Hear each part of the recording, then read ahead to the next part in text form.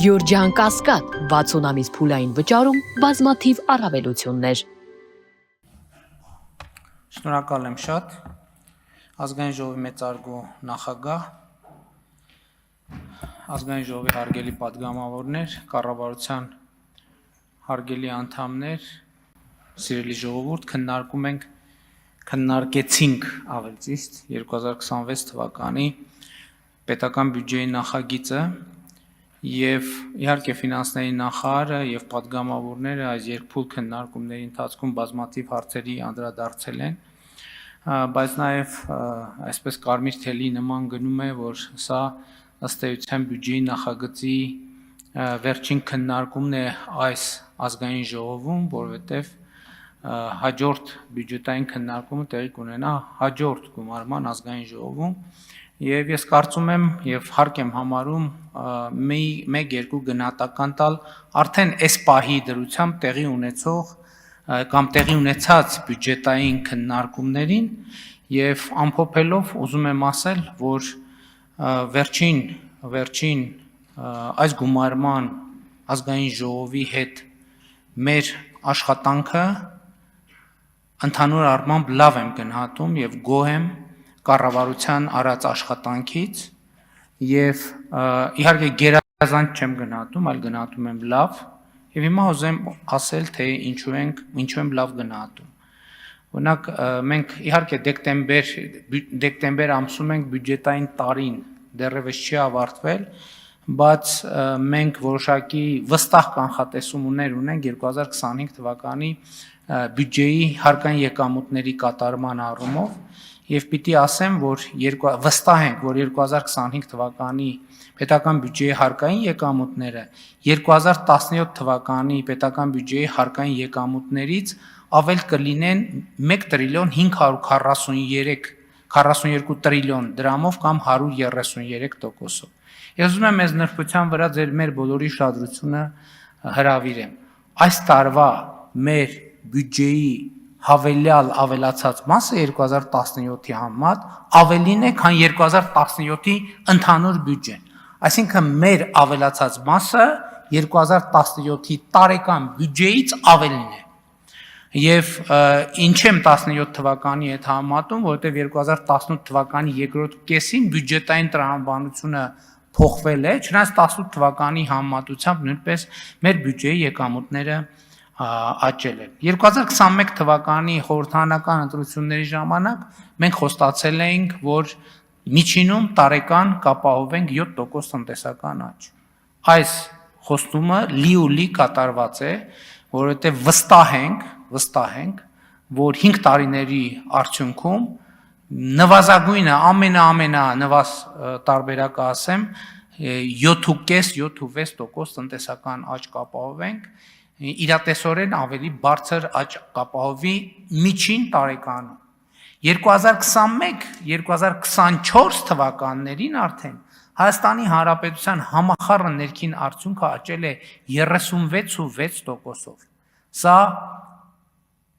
շատ լավ ցուցանիշ է։ Հիմա շատ որ խոսում ենք, անդադ քննարկվում է այդ հարցը,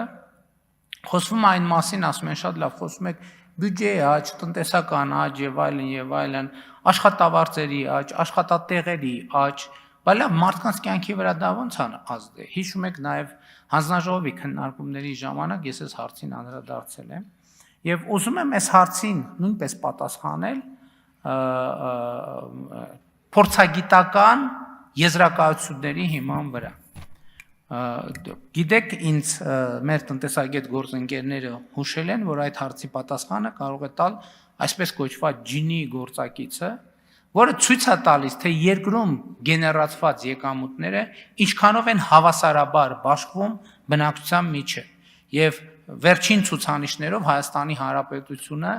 էական բարելավում է ունեցել այս տեսակետից եւ նախորդող շրջանի նկատմամբ մենք բավականին լավ աճ ունենք, ինչը նշանակում է, որ երկրում գեներացվող գումարները արդյունքը հնարավորինս, այսինքն դրա բաշխումը հնարավորինս հավասար եւ արդար տեղի է ունենում եւ բարելավում է։ Իդեպ ես այսօր երբ որ պատրաստվում էի այս ելույթին, ես ջինի գործակցին նորից անդրադարձա եւ ին աչքը ծակեց հետեւյալ. ես ուզում եի հասկանալ, այս ցուցանիշը պատմականորեն լավագույնն է Հայաստանի պատմության մեջ, թե չէ։ Եվ գիտեք ինչ պարզվեց։ Պարզվեց, որ պատմականորեն լավագույն ցուցանիշը Հայաստանի համար ջինի գործակցի որ թիվը լինի 2020 թվականը։ 2020 թվականը։ Սա ինչի մասին է խոսում։ Սա խոսում է նրա մասին, որ կոവിഡ്ի ճգնաժամի կառավարման մեծ ուղված բոլոր քննադատությունները պարզապես մտածածին են։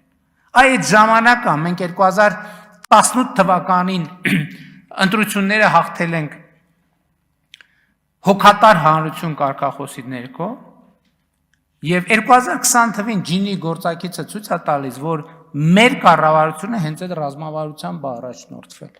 Եվ 2020 թվին երկրի արդյունքը հնարավորինս հավասարաբար է բաշխվել, սա նշանակում է, որ ճգնաժամի ժամանակ մենք առավել հասցեական աջակցություն ենք ցույց տվել մեր քաղաքացիներին։ Հիմա ուզում եմ անդրադառնալ այլ ցուցանիշների, աշխատատեղերի թիվը։ Այս տարի հոկտեմբերին մենք կրկին ունեցել ենք բացարձակ գրանցված եւ աշխատավարձով ապահովված աշխատատեղերի ռեկորդ։ 2025 թվականի հոկտեմբերին 810,074 գրանցված աշխատատեղ ունենք երկրում։ 2018 թվականի նկատմամբ աճը 223,895 կամ 38%-ով։ Հարգելի գործընկերներ, սա արձանագրում է, որ 2018 թվականից ի վեր մենք Հայաստանի Հանրապետությունում ստեղծել ենք 223,895 աշխատատեղ։ Նման ցուցանիշ, նման ժամանակահատվածի համար Հայաստանի պատմության մեջ երբեք չի եղել։ Ընդ որում, այս աճը շարունակական է։ Մենք տարեցտարի 2024 թվականի նկատմամբ 30,000 հոկտեմբերի նկատմամբ 30,000 աշխատատեղ է ստեղծվել, 31,004% ավել։ Միջին աշխատավարձը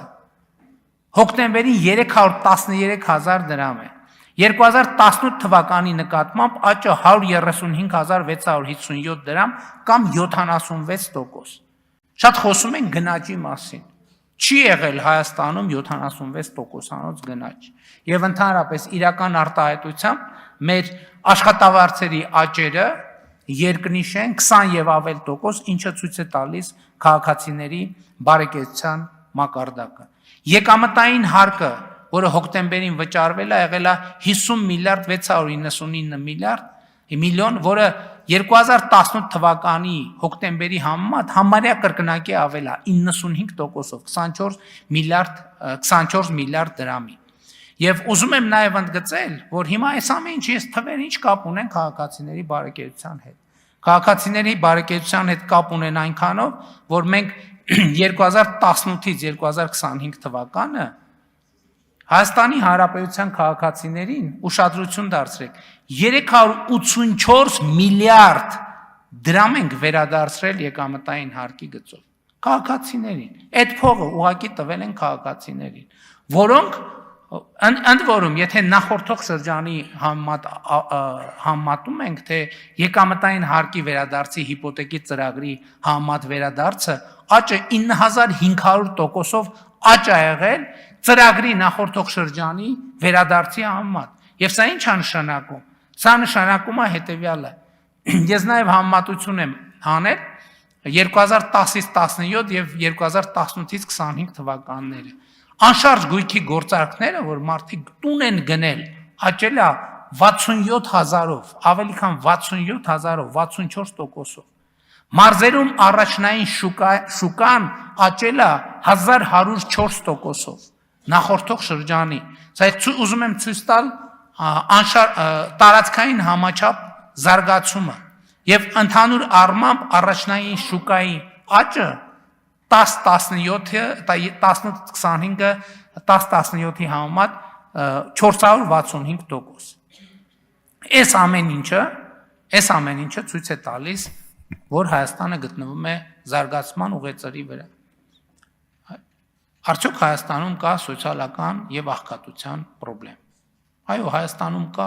սոցիալական եւ աղքատության խնդրեմ։ Բայց մենք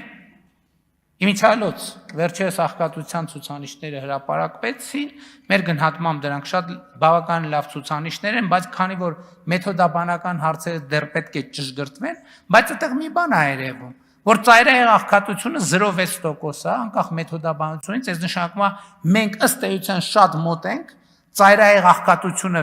վերացնելու մեր նախընտրական խոստումին, որը տվել ենք 2021 թվականին։ Ընդ որում, այդ աղքատության ցուցանիշը վերաբերում է նախորդող շրջանին, մինչև ընտրություններ 24 թվին։ Այս 1.5 տարվա ցուցանիշները եւ մեր տնտեսական աճը չի կարող ուղղակի այդ ցուցանիշը բան չանել, չնվազեցնել։